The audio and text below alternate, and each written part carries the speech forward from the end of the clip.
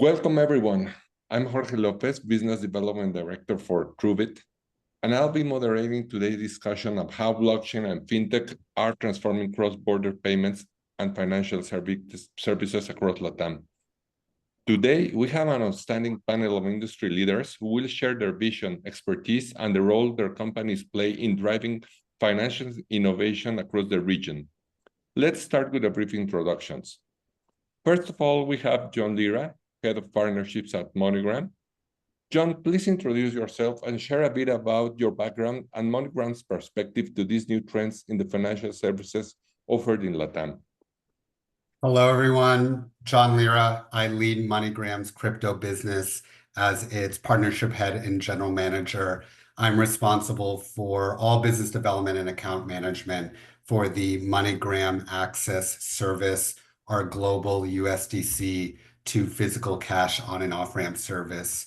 I also co-lead blockchain innovation projects and contribute to the overall blockchain vision and strategy for MoneyGram. I joined MoneyGram about 13 months ago. Prior to MoneyGram, I spent 10 and a half years in banking, all at JP Morgan, where I was an MNC banker and also had roles in ops, compliance, and credit. And after JPM and before MoneyGram, I started a media company called Emerging Crypto, where I reported on Web3 news from emerging markets, Africa, Asia, LATAM, and Eastern Europe on topics such as regulation, policy, fundraising, partnerships, and local perspectives by way of a newsletter and a podcast, while also completing a master's in blockchain and digital currency from the University of Nicosia.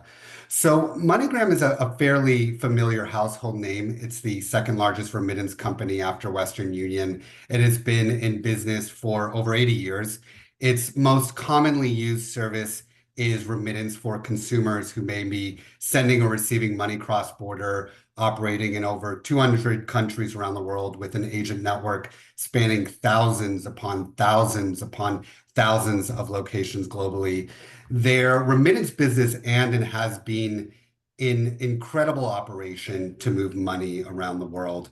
I can send money to someone right now on the other side of the planet, and that person can go to a MoneyGram agent to pick up the cash in hand within 10 minutes.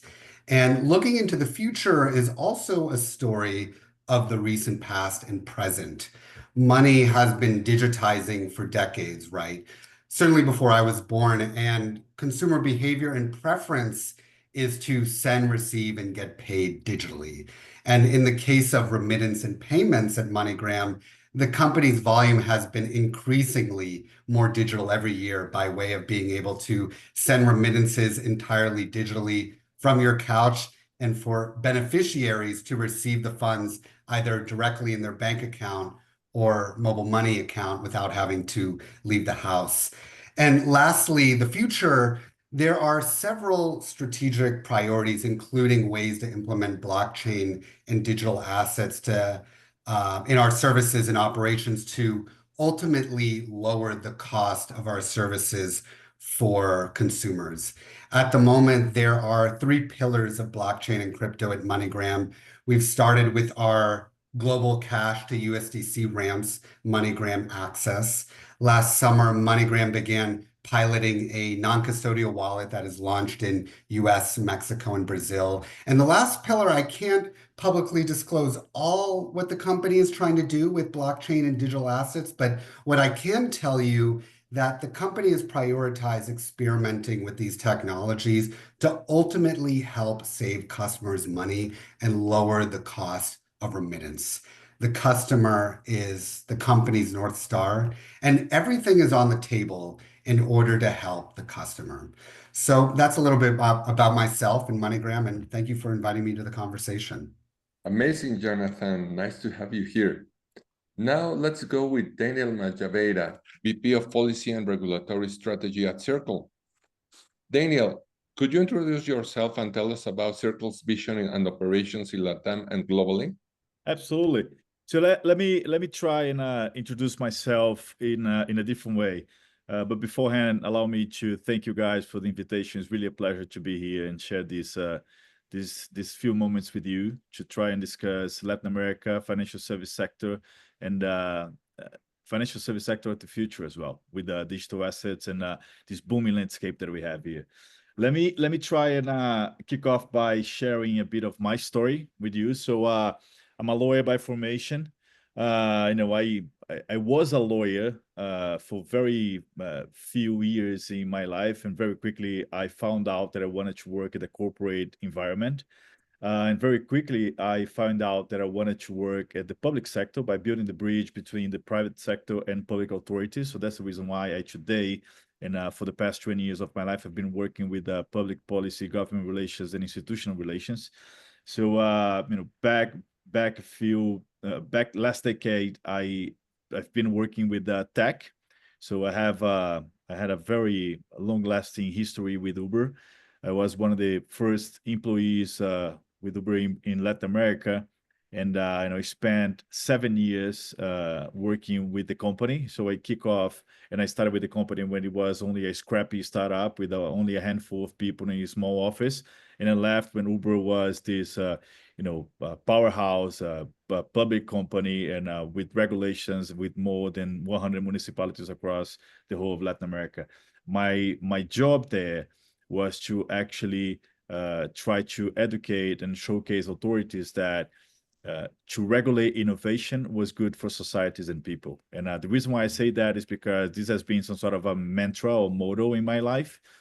Because after I left Uber, or meaning urban mobility or technology applied to urban mobility, I joined what, in my opinion, is it was then and it still is the next frontier in terms of good, positive regulatory debate, which is digital assets in the next frontier in the financial service sector. So I left Uber, I joined Bitso, which is a Mexican exchange, you guys probably know. I spent a few months with Bitso, and then I joined Binance, which I'm sure you also know. And I spent 3 years of my life with Binance. I led the public policy regional efforts. I was the head of America's ex-US. So basically was Latin America plus Canada. And we had a bunch of, when I joined, Binance was a company with enormous need of fixing issues. And, when I left, Binance was a very different company full of positive commitments with regulators and, engaging concretely in more than 10 regulations in our region alone. And now, for the past 7 months, I joined Circle. I'm currently the Vice President for Policy and Regulation for Latin America. Circle is a bit of a different company, right? So it's more, compared to my previous experiences, Circle is more B2B as opposed to B2C.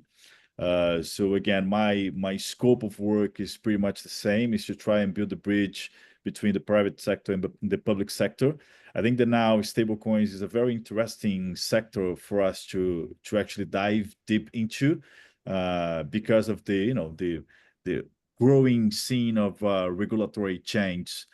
We do have a lot happening in countries like Brazil, Argentina, Colombia, Bolivia, El Salvador. I'm sure we're going to dive deeper into those as we run the conversation. But basically, Circle is a company that issues digital dollar. So our core product is USDC. We do have Eurocoin in Europe as well. But what we want to do with that is to promote financial inclusion and allow people to have faster, cheaper, more efficient access to digital dollar via USDC. And my job is to try and engage with authorities and public sector to try and showcase how this could be beneficial to people and to society broadly understood. So I guess, with those few words, I'll pass the ball back to you, Jorge, and I just reiterate how happy I'm here to be with you and participate in that discussion. Thank you, Daniel. Amazing. And now I'm going to introduce you to Maggie Wu. She's the CEO and co-founder of TruBit. Please, Maggie, introduce yourself and tell us about the next projects we have in TruBit to develop this business in Latam. Okay, thank you. So first of all, I want to thank Jonathan and Daniel joining the webinar with us today.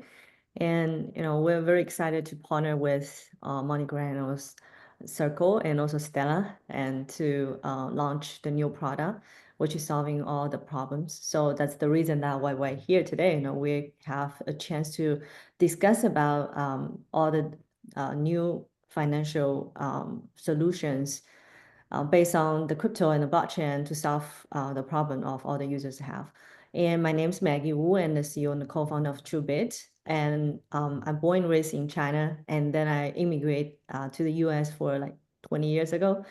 And so I'm now like living in the States, but I always travel down to Mexico City and also Argentina and Brazil too. So because that's where I find really big potential for the crypto solution. So I think, yeah, I'm always a serious entrepreneur. So before the TruBit, I built a lot of companies and in like different sector, like fintech too. But when I first joined the crypto is as an investor. So I start building the crypto fund, I invest in a lot of projects. And that's the chance for me to visit down to LATAM because I'm looking for some new opportunities. But when I get here, I feel like, this market is huge, but still have a lot of the room for us to build a product because there's a lack of a lot of new technology, innovative stuff. So it's very honor for me, and also I'm very happy to have a chance to work with a really big company like MoneyGram and Circle, and to build something together, really solving the problem. So yeah, thank you so much. Thank you, Maggie. Just a quick fun fact. Daniel is from Brazil, and John, even though he's an American, he can speak Portuguese too. Do you know Portuguese, Maggie? No, sorry. But you know Chinese, so you have an advantage. Yeah, I do. But I try my best to learn Spanish, and maybe next will be the Portuguese. Yeah. Thank you. Excited to hear about your insight, guys. Now let's dive into our topic. As we have mentioned, remittances remain one of the key drivers of LATAM economy, surpassing for over 160 billion last year USD. However, as we all know, cash still dominates the in-person transactions, largely due to the financial inclusion gaps and underdeveloped digital payments infrastructure we have in the different countries across LATAM. With this in mind, what do you think are the main barriers to adopting digital financial solutions in the region, and how our technology has shaped user expectations around the speed and cost? And finally, how are your companies bridging the gap between cash and digital assets, particularly stable coins? Please start with this, John. Tell us about your ideas. Yeah, so responding to the first question, main challenges for users to face accessing digital financial solutions in LATAM and elsewhere, it depends on a number of factors that could inhibit someone's ability to access financial services. What immediately comes to mind in LATAM is the level of financial literacy, socioeconomics, and income inequality are generally inputs that may impact general access to digital financial services. And this isn't unique to LATAM. This is a general ill around the world, all else being equal.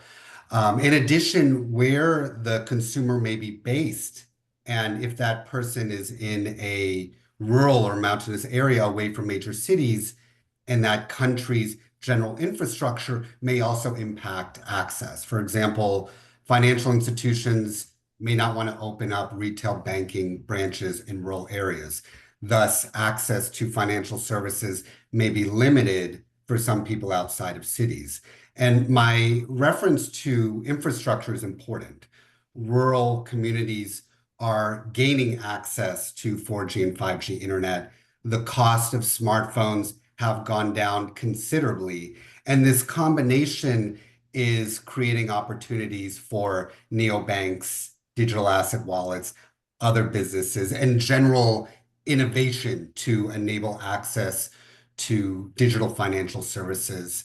And this access is having, tremendous impact, transforming communities outside of cities and around the world. And now to your comment about sort of user expectations around, speed and cost.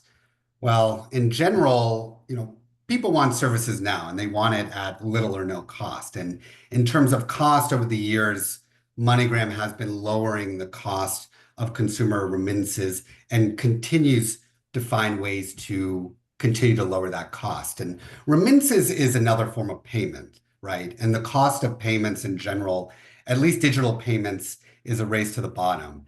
And since the invention of smartphones, competition is fierce in payments and continues to be fierce. New players enter the market to compete for market share, and competition forces innovation. And this is good for consumers. They have more choice, and the overall cost is lowered.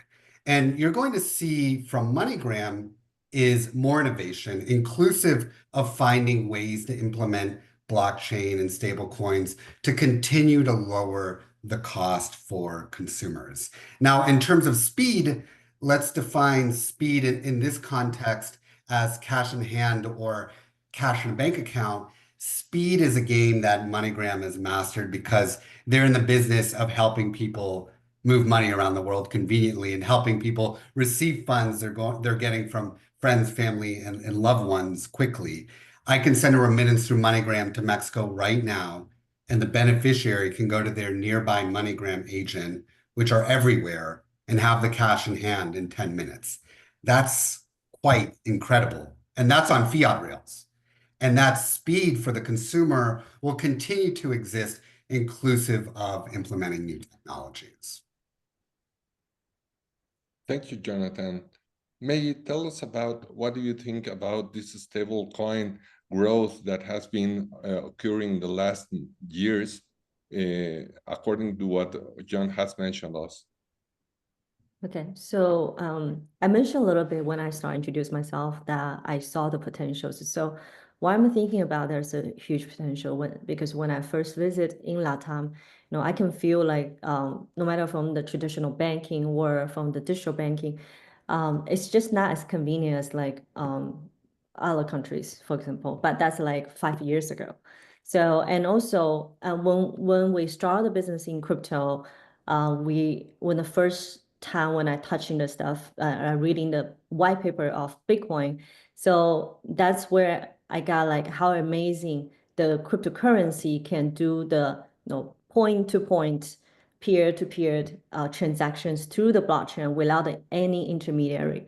So that's something that really gave me a lot of inspirations. Like, how can we using this technology solve the real pain points in the real world? And especially when I find out, in the cross-border payment, that's have much bigger pain points out there because through the bank-to-bank, traditionally, you can only go through like SWIFT, and no matter B2B or C2C.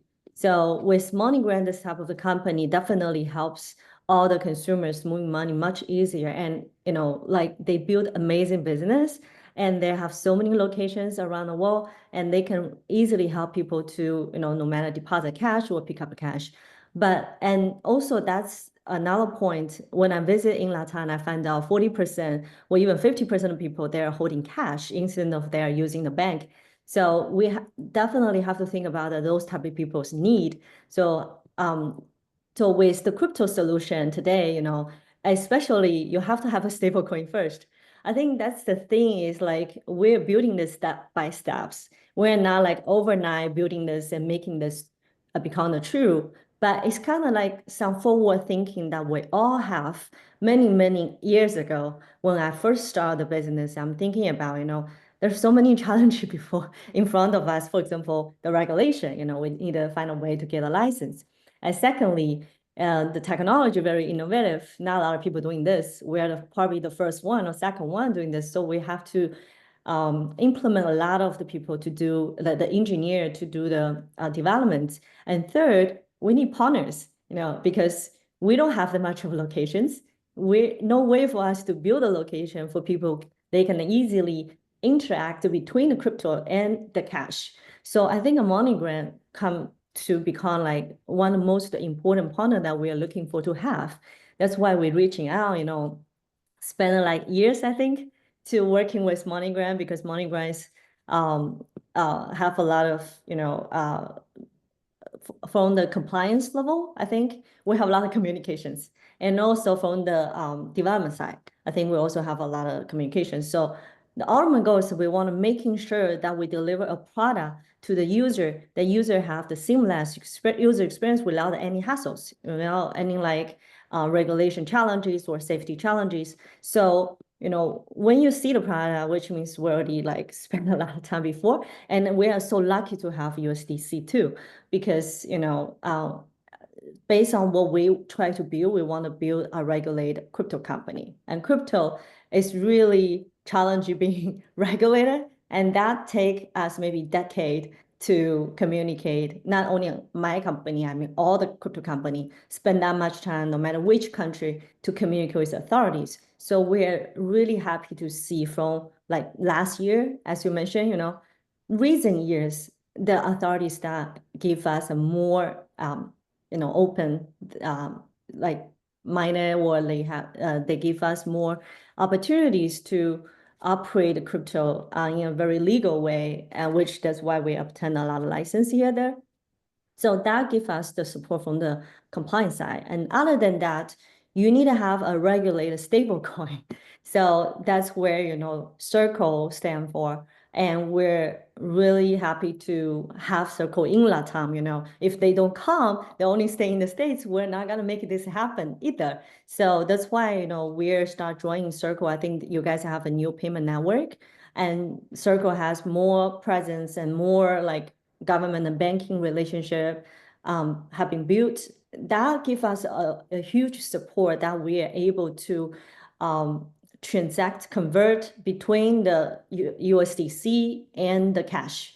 So that's like a two pillar that we have to have. And we're the one building the platform, and we're the one to do like user acquisition. We try to introduce all the things together, become a very smooth solution. Like user experience has to be really good. Those type of solution, not like you have to remember the key, you have to remember your private key for your wallet. So that's a little bit complicated for mass adoptions. So I think all of here, like we spend years and just trying to build a new solution, then help the user to do the remittance in a more fast way, and also lower the cost as much as we can. Thank you, Maggie. Daniel, from Circle's perspective, what have you found in LATAM regarding to close this gap between the cash and digital assets? As we all know, USDC is a regulated stable coin, and this may help the introduction into this region and countries. But what have you found that is important to mention or to add to our to the comments that Maggie has mentioned us?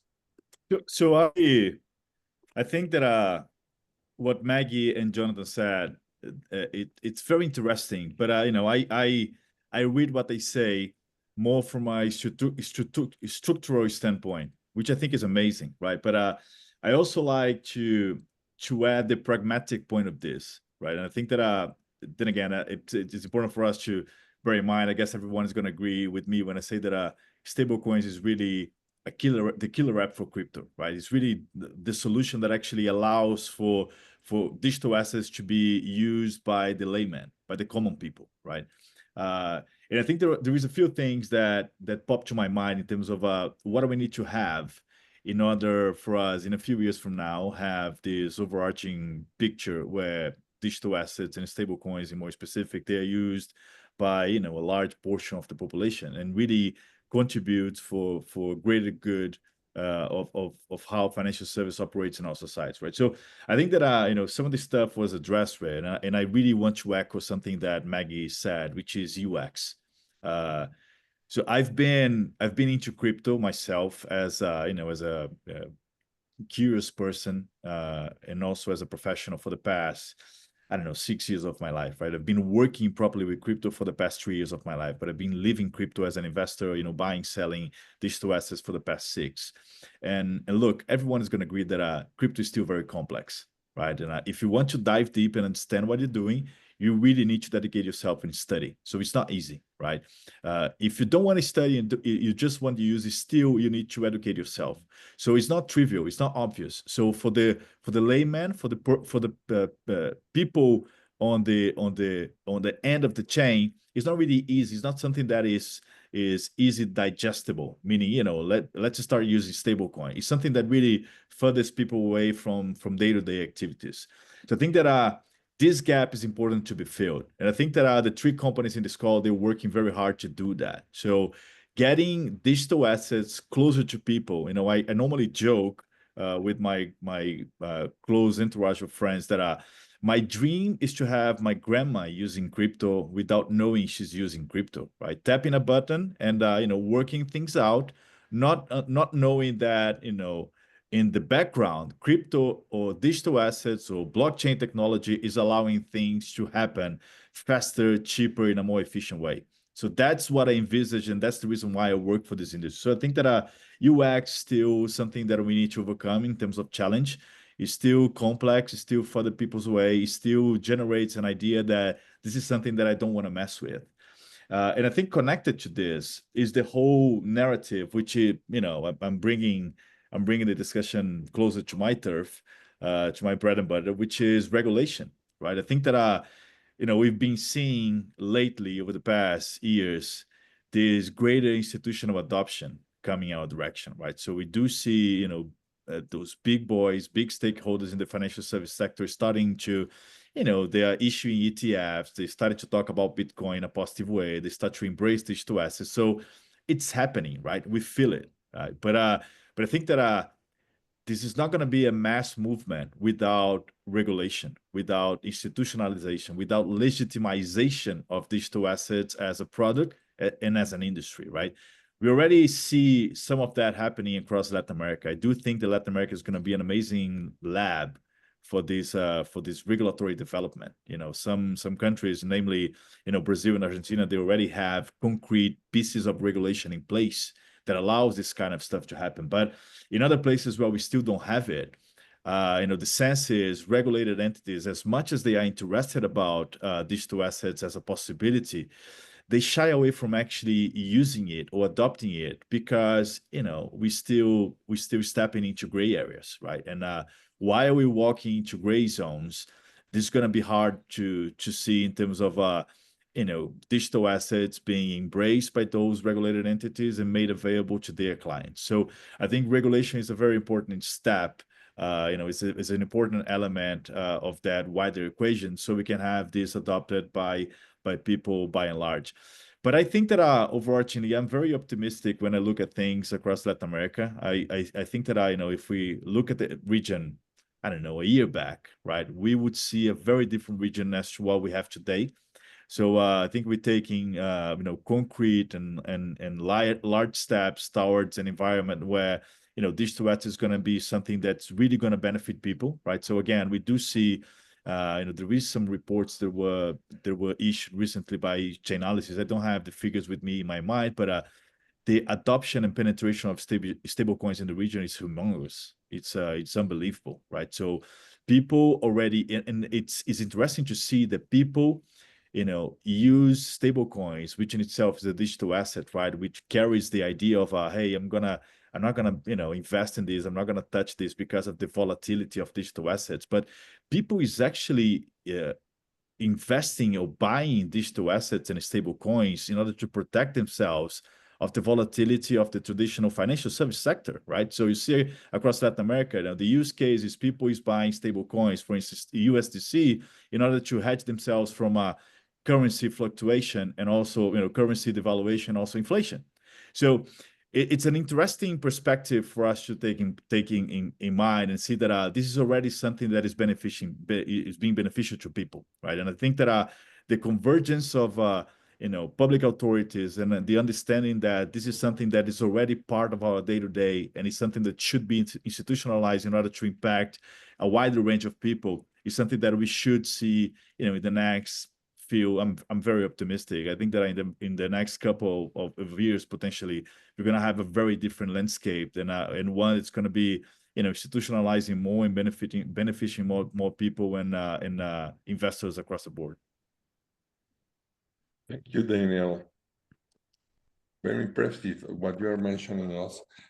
And we have actually noticed what you have mentioned in the operations we have in Colombia, Brazil, and Argentina. This adoption of stablecoin as a solution for the local volatility is really impressive. I want to thank you for all the great insights so far. And I want to ask all the participants in the webinar to start sending us your questions so we can start prepare how we're going to handle this answer to all of them. Now let's explore and give a quick review to how digital assets are reshaping cross-border transactions. As we all know, blockchain and stablecoins like USDC are creating faster and more cost-effective alternatives to traditional banking, as we all have mentioned. But challenges like regulation, as Daniel mentioned, and adoption still remain in the region. With this in mind, what are the biggest advantages and challenges of these solutions, and how can they improve remittances and accessibility? What the role do the platforms like MoneyGram and TruBit play in driving adoption across LATAM? Can you start mentioning your ideas, Maggie? So TruBit has so many product line. So first of all, we have a TruBit wallet. Within the TruBit wallet, allow all the users, even though they are probably just newbies, they don't know much about like crypto trading or very complicated crypto product, but we provide a very simple interface for the first hand, like your first step into the crypto to understand, how to buy and sell. So first of all, the user has a reason for it. We need to do a lot of education before to not only us, everyone, we have to do the education to the mass adoptions to understand what is the stablecoin, right? To understand what is USDC. I think that's very important. And as you just mentioned about the inflations from some of the countries, not every single country has this inflation, but for some of the countries, it's hard for the users over there to get the US dollars or US dollars banking account.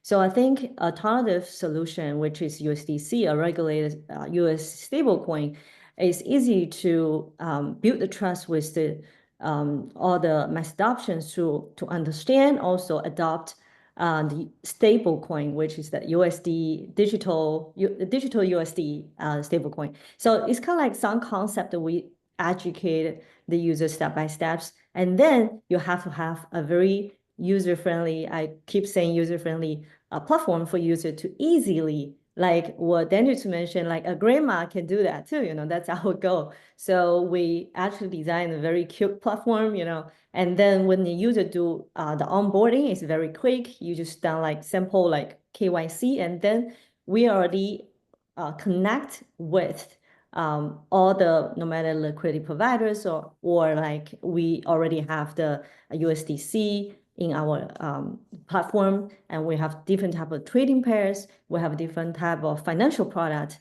We all built around the USDC within our platform, which is the wallet. So the user can easily easy to access. So they can do easily buy and sell through their bank. They don't have to go to like somebody they don't know, traditionally, you'll have to go to OTC, or you have to go to on the street, or somebody random online, you might be got some scam, your money might probably like robbed or stolen by someone that you don't know. But now you don't have to have those type of worries because you work with institution like us. We are regulated, we have platform, and we also connect with bank and also MoneyGram directly. So either way, you can wire the money from the bank, or you can deposit the cash from bank, or while you're receiving the USDC, you can also sell USDC with us, and you can withdraw the USDC, the Mexican pesos, like local currency to your bank, or maybe you can withdraw the cash to any location of the MoneyGram. So that's like a simple product that we built for mass adoptions around the USDC stablecoins. And also we're adding more on-off ramps like MoneyGram. But other than that, I just mentioning a little bit more, like we're providing financial product too. So if you want to staking or reserve your dollars that you don't have to use at this moment, we're providing really good yield. And so, you earn extra money, why not, right? And I think that's the one product that we built around this type of ecosystem. And another product that we built is to business. So nowadays we work with a lot of like big companies, small, medium-sized business, and also big institution. They have cross-border payment need, and they also need a lot of USDC too. So that's why we also built another product for business. But it's just some product that when we're thinking about, and we always start from user's point. So we have to really find out what's their need, what's their pain point. So everything that we build is around the users first. That's our culture. Yeah.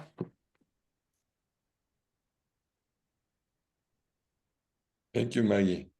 John, now let's go with you. When MoneyGram decided to implement this stablecoin solution, what was in your mind? Why leaving the traditional remittance approach to this new technology? And what you thought regarding all these partnerships, how your approach was going to be in companies like Circle, like TruBit, in order to develop this new solution that we are talking about right now? Yeah. Well, MoneyGram Access is a new product for MoneyGram, and it's not your traditional remittance product. It's a pay-in, pay-out product, or an on and off ramp product. So all the transactions are what referred to as me to me. I may top up my wallet, or I may withdraw assets for fiat in my wallet. For starters, when we're thinking about implementing blockchain solutions at MoneyGram, to disclose what I can, what we say at MoneyGram is, everything is on the table to leverage technologies like blockchain and stable coins in an effort to be better, faster, and cheaper for the consumers. And so something that MoneyGram is doing that's very important for the adoption of stable coins and digital assets in general is our USDC to physical cash on and off ramps. And this is a service that I market. With the breadth of MoneyGram's agent network, consumers can off ramp their USDC to physical cash fiat in over 170 countries. And for people that have already begun to adopt digital assets and hold stable coins, but perhaps they live in places that still require cash to transact, very much the case in Latin America, MoneyGram Access removes that barrier for consumers. And it's a brand in digital asset sector that consumers know and trust, companies know and trust, and regulators know and trust. And the utility and the optics is very important here. On and off ramps are critical for the current agent stage of blockchain and digital asset technology, because on and off ramps bring utility to digital assets as a way in and out of to and from fiat to be used and spent, as I just mentioned. And on and off ramps are the entry and exit to and from these two financial worlds, if you will, especially for the unbanked and underbanked that have been introduced to mobile tech, neobanks, and digital wallets and have embraced digital assets. And lastly, although I can't disclose some of the projects we're working on at MoneyGram as it pertains to blockchain, it's a priority of the company to use the best tools available to help our customers seamlessly move money around the world and at the lowest cost possible. And you're going to see some very interesting innovation coming out of MoneyGram as it pertains to blockchain and digital assets. Now, Jorge, to your the first part of your question, I heard you ask about sort of blockchain payments, how they're transforming global money movement and some of the advantages and challenges compared to the traditional banking system. And there are many interesting benefits to both consumers and businesses who may want to make payments using blockchain as the payment rail. But let's just focus on a couple of examples. Instant and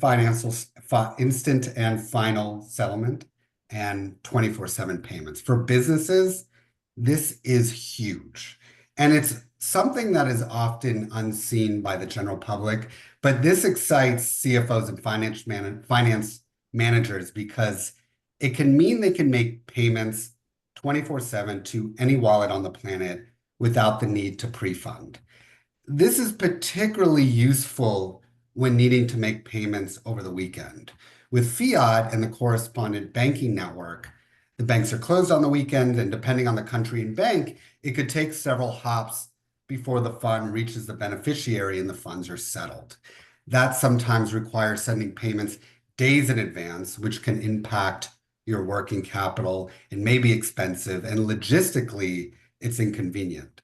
Blockchain payments present a solution to some of these constraints. For businesses, so long as, say, stablecoins like USDC is an accepted form of payment, not only can you make payments 24/7, but in an ideal world, money can be streaming. Payment and settlement can be programmed to be exchanged in real time when transactions occur. And depending on the blockchain, those costs can be very low. The banking hour constraints are removed and the pre-funding requirements are removed. And that last part is huge because it frees up your working capital to be used in other ways than pre-funding transaction, which often get you no return and impacts businesses' liquidities. Now, some of the challenges to bring this vision to scale include various items.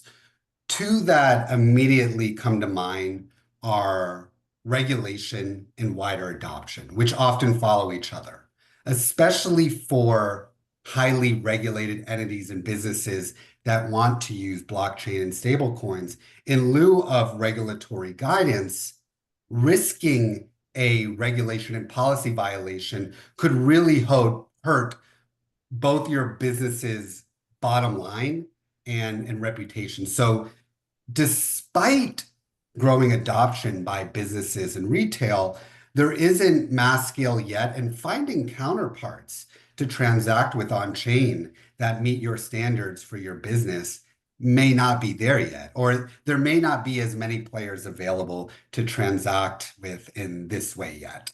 Therefore, adapting and modernizing existing regulations, harmonizing regulations across border, particularly around subjects such as know your customer, anti-money laundering, sanctions compliance, combating terrorism financing, and tax compliance and reporting. This will bring wider adoption of these technologies by institutions, businesses, and consumers. And I believe that after the US legislates formal stablecoin and crypto regulation, that other countries will follow. Symbolically, I believe this is very important.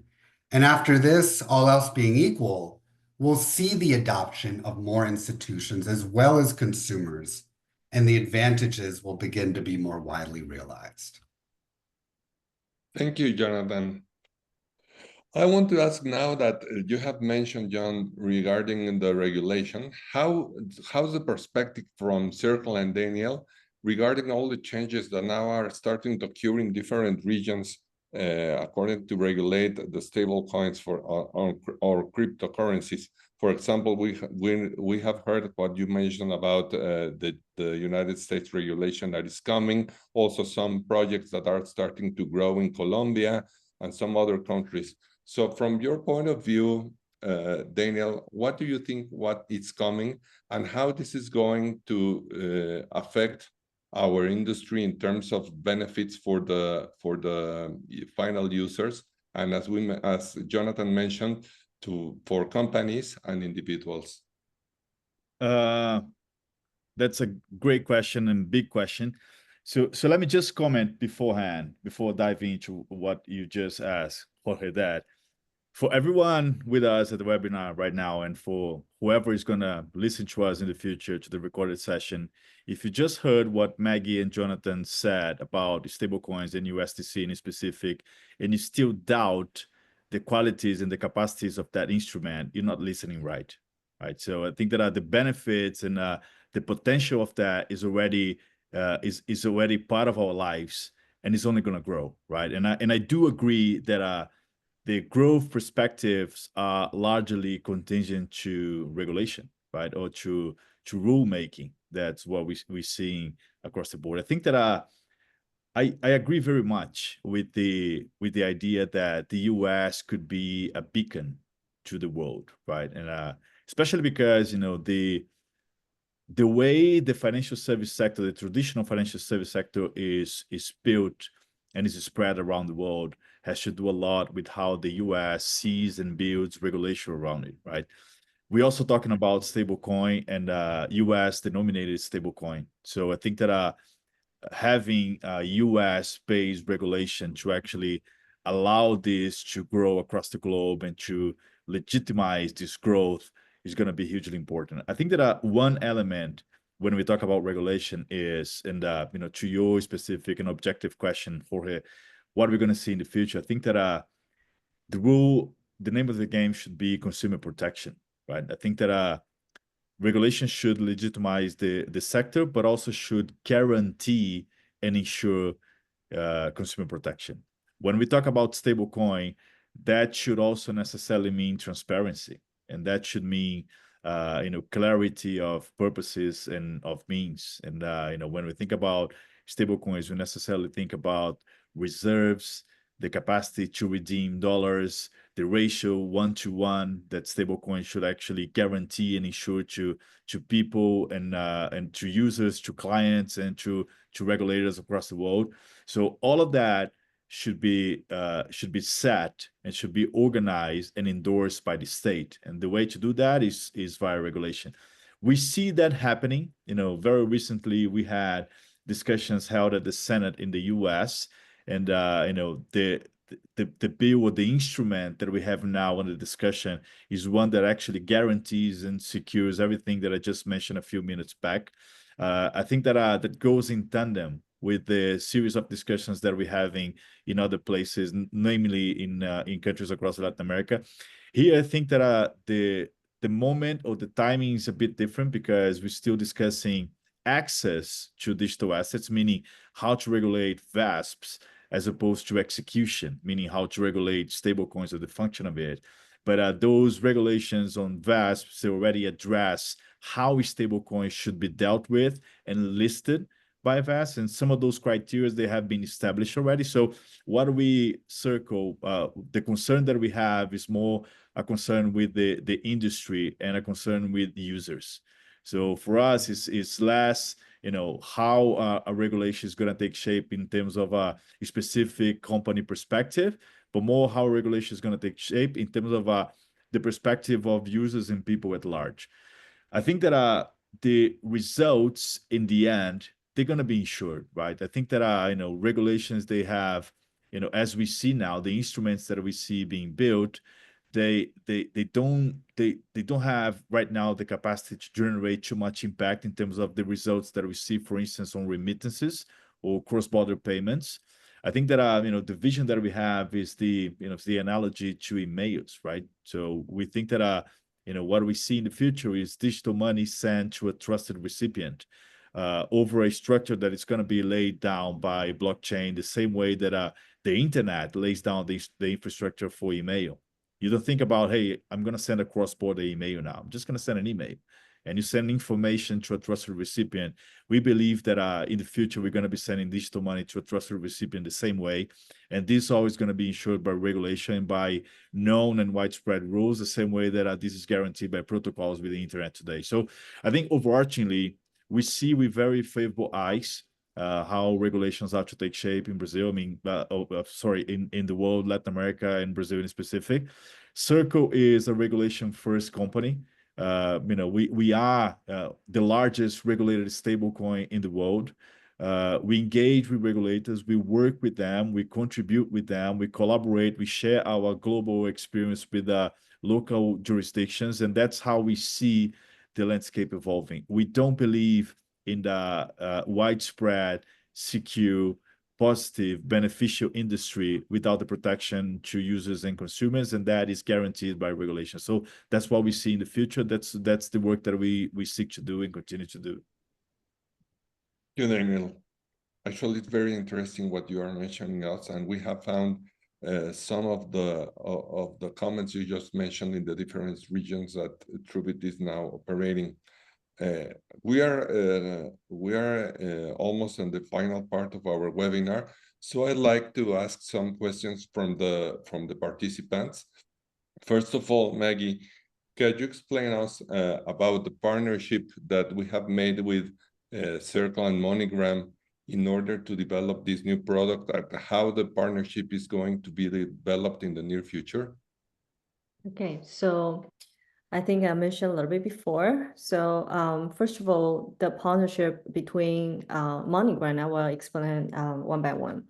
It's like we built in a product and like integrate with MoneyGram within our app.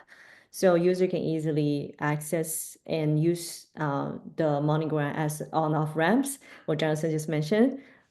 So they can access all the locations that MoneyGram had to exchange their USDC if they have any to cash, or if they deposit the cash, they can also buy the USDC.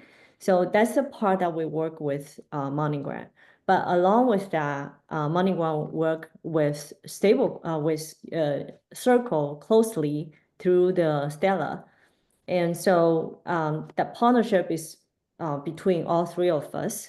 And that's why we're actually a point by only using the stablecoin from the Circle, which is USDC. And so we encourage the user, and no matter like receive the USDC from abroad, maybe as a remittance from their relatives, or they receive as a payroll, no matter what's the purposes, as long as that they have the USDC land in our wallet, and they can easily, through our platform, to connect with MoneyGram, and then they can withdraw. So that's something that we encourage the user to do. At the same time, if the user have the other way around, they can do that too. They can go to the location deposit, and then they can convert or buy USDC through us, since we work with often, making sure the whole process very smooth and secure, and also be regulated. And so all the parties, that's the partnership that we have together. And also they mentioned a little bit about the cross-border payment. That's something that maybe we're not involved with MoneyGram that much at this moment for business, like a small medium-sized business, but I hope eventually, we have the chance to work with MoneyGram more in the business side. But we're using Circle, we're using not only just the stable coin from Circle, also we are joining Circle payment network as OFI. So I think we have so many things that we're working with Circle right now. So not just using the stable coin, but by using the stable coin to really solve the biggest pain point of the business, as Jonathan also mentioned a little bit, it traditionally, if the business have sent money abroad, it take them like 3, 4, 5, 7 days. And also the bank doesn't work over the weekend. And also, they probably being charged a really high fee because the FX rate, all type of the issues. But by using stable coin, first of all, we actually can help them to convert their local currency to USDC. And while we sending the USD abroad, no matter to the US or to Hong Kong, we have a lot of clients in Asia, and we don't have to consider about banking hours anymore. And it's really fast. We just send money through the blockchain, take a couple of minutes, and very low cost, and you get to the other countries, the other end of the world.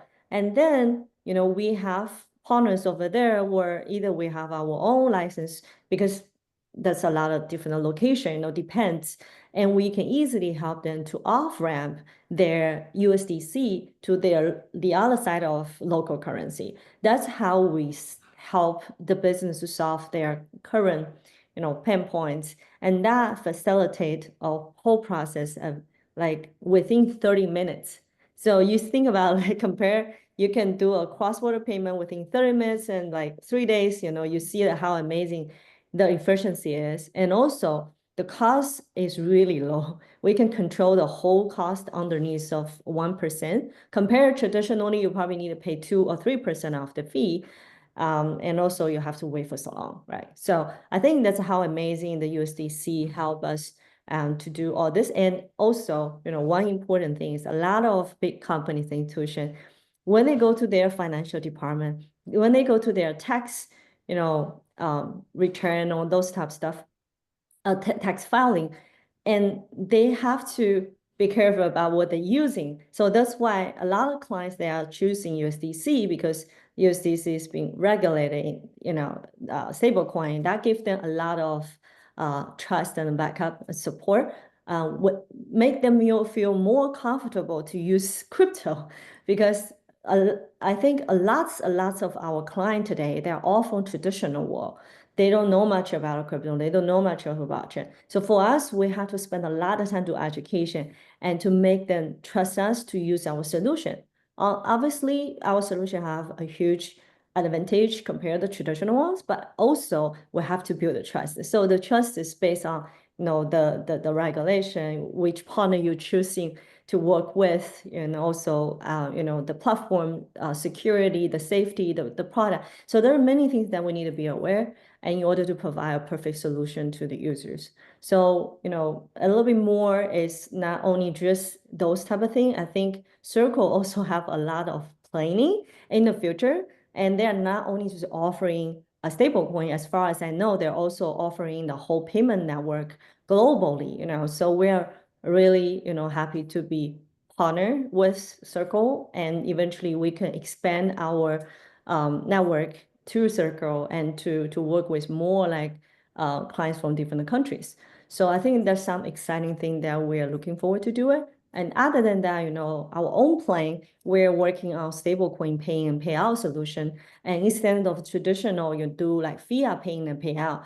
And we have a lot of clients there now, a request, can you help us do the stablecoin paying and payout? We do have one case right now, it's on live, and I can't disclose too much, but it's ongoing project already. We finished the API connect with this client, and the client actually used the stablecoin direct to distribute and also collect the stablecoin with their consumers. So that's how amazing I think stablecoin have a lot of potentials and a lot of use cases eventually, not only just on like remittance or like business to business, they also can be using in the PayPal solution. That's why we're building the product right now, and we're looking forward to see that happen in the near future. Yeah. Thank you, Maggie. Now, there's a very interesting question that someone is asking us. Mainly it's for Daniel, but I think can apply also for John. This is, how are your companies helping more people and businesses to adopt stable coins? We are about to close, but I'd like to know your final words, Daniel and John, regarding this question, which we found very interesting. Sorry, the question is how our companies are helping other companies to increase adoption of stablecoins? For businesses and individuals.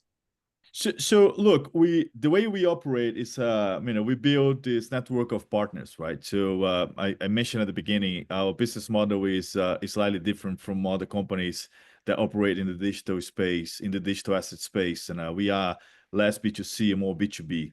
So I think that when we think along those lines, being a B2B company, I think there is an element of the education which is very important, right? When, for instance, we are offering making our product available so partners can distribute our products to their clients. They need to understand in depth what our project is all about and what our project can actually offer to people in terms of benefits and positive impact. So I think there is this educational element, which is very important. So, you know, whenever people become a partner of Circle, they become an expert on Circle products in USDC and URC as well. So that's the reason why you see people like John and Maggie speaking with so much property about USDC. You know, I myself am learning about USDC by listening to Maggie, right? And so should you listening to this webinar as well. So I think that this is part of what we do. So I think that when it comes to not only public sector, but private sector, I think that for us, it's some sort of a chicken egg situation, right? So the more we showcase the benefits and the positive impact of stable coins on business and people and results and numbers and figures, more people become interested in actually using it. And you know, the more people have direct contact with Circle, the more people have a direct relationship with Circle, the more they have access to that information in real time and access to new products as we keep deploying and launching them. So I think that you know, the partnership for us is something that we take very seriously. So it's something that we build with common and joy hands. So whenever, you know, companies or businesses are interested in learning more of stablecoins, just reach out to us, have a conversation with some Circle people. We'd be more than happy to, you know, to bring some more people to our network of trusted allies and partners. Thank you, Daniel. Your turn, John. Yeah, I'll be brief because I know we're at time, but Thank you. you know, for MoneyGram, we've telegraphed a number of times that when it comes to finding ways to lower the cost of moving money around the world for consumers and businesses as well, everything's on the table, inclusive of technologies like blockchain and stablecoin. And we've already begun to do that. And we're starting with our pay and payout service, MoneyGram Access, providing that entry and exit point for digital wallets that support USDC and wallets that are helping consumers move money across border and around the world for whatever their needs. And kind of looking out into the future, you know, it's priority number one for MoneyGram to help consumers around the world. And the company is very excited with the pace of innovation as it pertains to not just technology in general, but particularly blockchain and stablecoins. And keep paying attention to MoneyGram. You're going to see some very exciting innovations coming in the near term. Thank you, John. Well, I want to thank John, Daniel, and Maggie for sharing your expertise and perspectives with us today. I think your insights have been invaluable in understanding the evolving financial landscape in LATAM. And thanks to all of you for joining us today. We will look forward to continuing this conversation and working together to shape the future of financial services in the region. So thanks to all, guys, and have a good afternoon.